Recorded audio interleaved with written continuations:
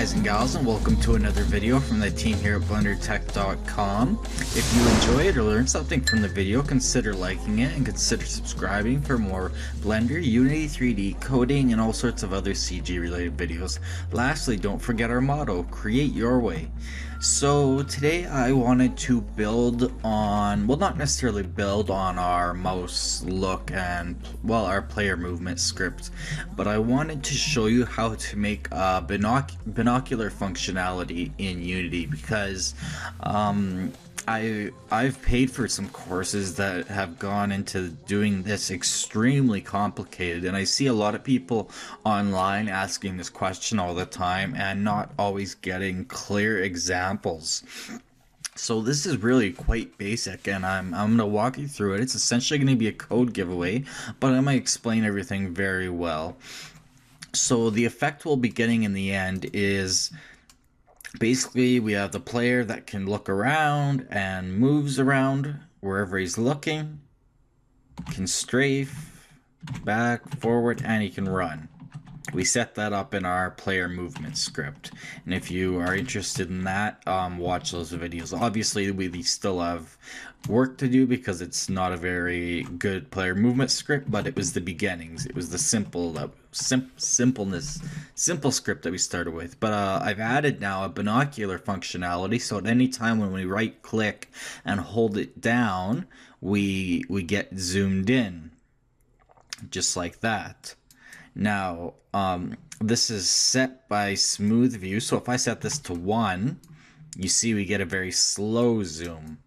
I haven't reset this script. My stock value is 4.5, so this is what it looks like stock.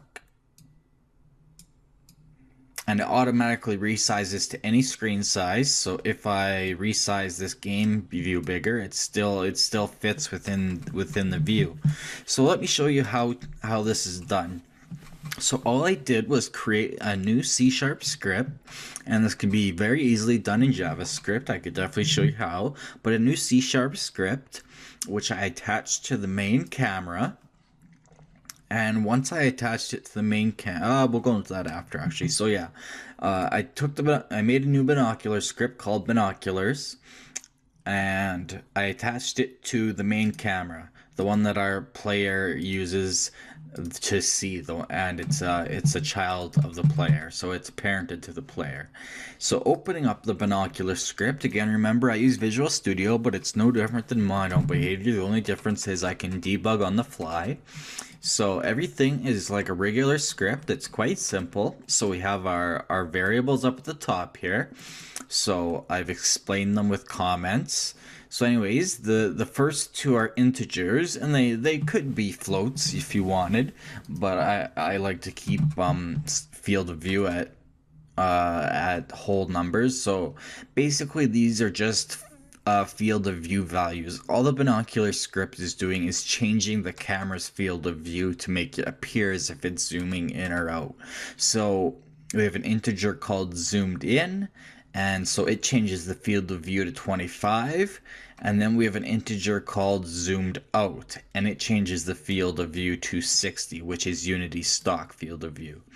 Then we have another variable, which is a Boolean variable, so it's either true or false, nothing else, called isZoomed. So this basically just checks or defines if we're zoomed in or not. Then we have a float value, and this could be an integer too, but I like to use a float here for being able to tweak it a little more precisely, called smooth view. And so basically this just, as I showed you, it just adjusts how fast you zoom in and out. And so I've set it to 4.5, and then the F just means that it's a float variable. And then lastly, we have a texture 2D variable, which is basically attaches our texture, our 2D texture, so just a basic PNG image, to a variable name, which is called binoc image. And before I get any further, I guess I should show you that in my assets folder under materials, I was originally using GUI textures to do this, so I should just call this folder textures. And so in my materials / textures folders, I just have this binocular image. It's a 1024 by 1024 image with just 2 circles cut out that are transparent. So it's got an alpha channel and the rest of it is black. And when I imported it, you just want to make sure that alpha is transparency is checked off. So basically all your settings are like this. Your anisotropic level can be 0 to 16. It doesn't make a lot of difference, but obviously 16 makes the biggest difference. And compressed and true color wouldn't really make a difference here, but 16 bits I think would be needed for the alpha channel. I'm not completely sure on that. So that's how I imported it. It's just a basic PNG. You could use anything else though that Unity supported. Moving on, back to the script. We don't have anything in the start function. However, I'm going to bring up a new function to you guys. So yeah, the onGUI function.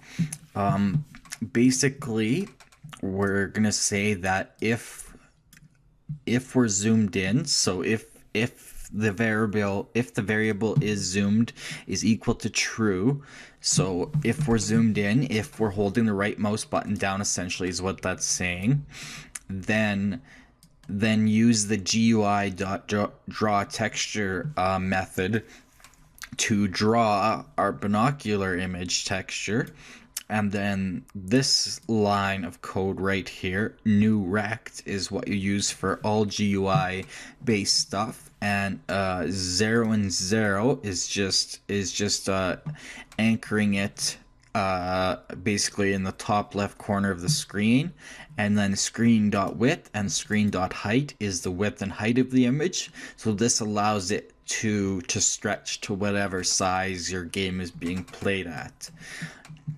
Now moving on to the actual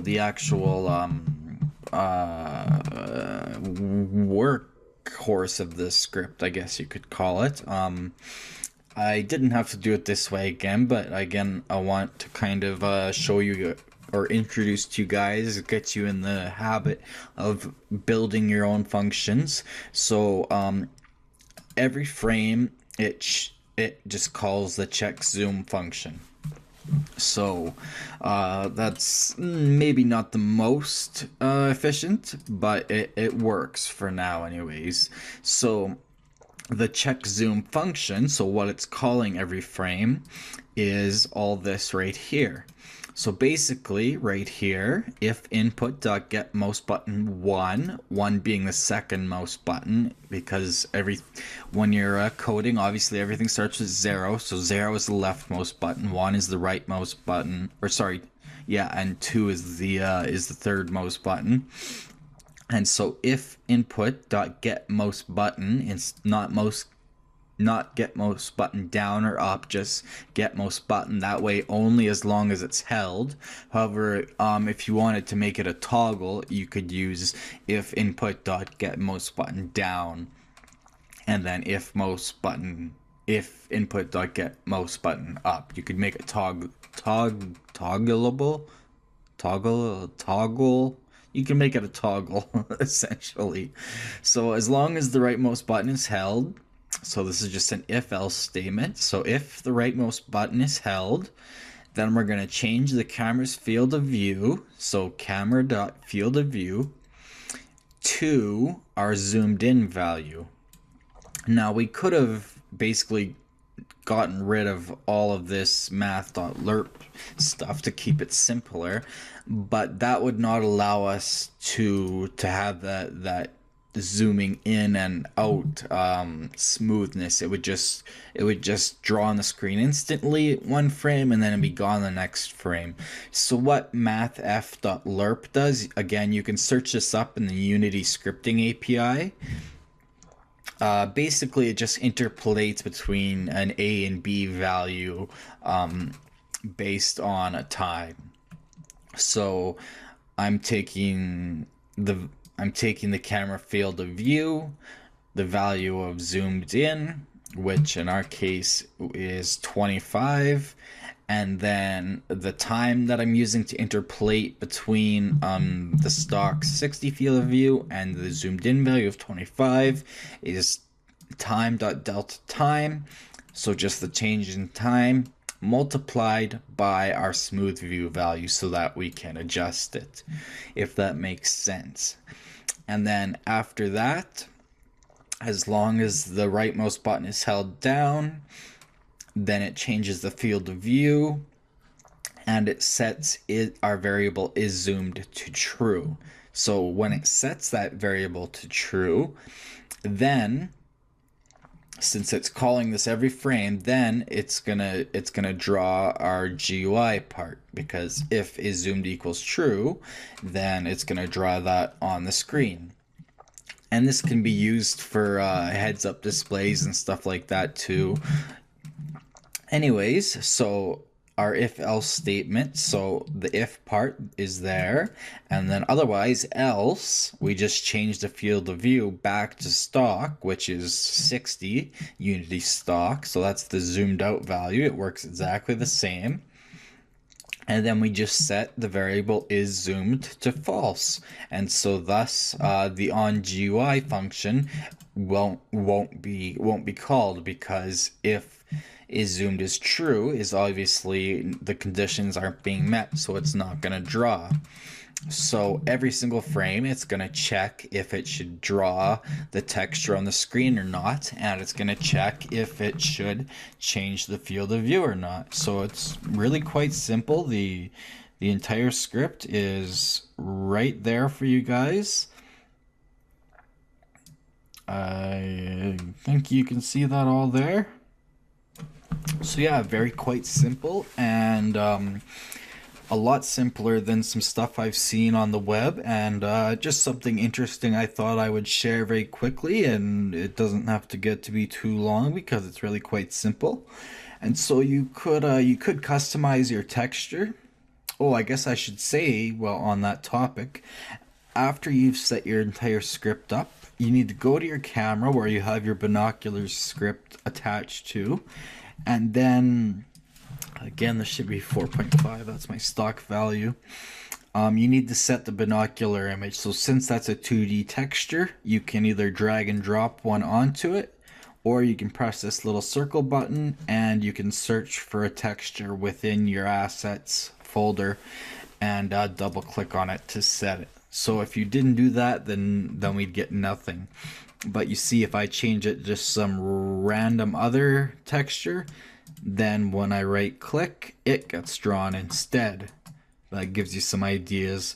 And you can see the field of view changing to here too. Notice how it smoothly changes to 20 and then smoothly goes back to 60. And you see that is zoomed is going true and false. And also, if we change this to say like 100 to get instant zoom, watch the field of view, it just instantly changes. So depending on what you wanted, and you could also turn that down to say like 0.5, and you could get that really slow like sniper scope zoom in kind of look. But anyways, yeah, you can totally customize your texture. You could make this, you can use this for gun scopes and such, and you could customize your texture to have crosshairs on it or whatever. Whatever works. And since this is using the on GUI function, you can add all other sorts of stuff. You can add buttons to this. You can add text that's changing. You could have, say, like a distance marker from wherever the center of the screen is or whatever. So you could have like a rangefinder. There's all sorts of things you could do. And on the topic of using it as a scope, if you want to put it on a gun, basically, yeah, just whatever camera it's attached to is how this is working, because it's changing the camera's field of view. So if you have a gun When you right click, it enables, say, a secondary camera for the scope. Then you can just use the same idea. Pretty simple. So yeah, that is all. I'm going to stop rambling now. I hope you enjoyed it. So thanks for watching from the team here at BlenderTek.com. If you enjoyed this video and learned something, please like it and consider subscribing for more videos. We're on Twitter at twitter.com/blender_tech and Facebook at facebook.com/blendertech page, all one word. If you dislike this video for some reason, don't just hit the thumbs down button and leave. Instead, please leave a comment, or if it's private, email us at info@blendertech.com about what you did not like, so we can continually improve our videos based on your community input. We also take requests for tutorials and call for help. So if you're having an issue or you want to see something, let us know. So see you next time. Remember, create your way.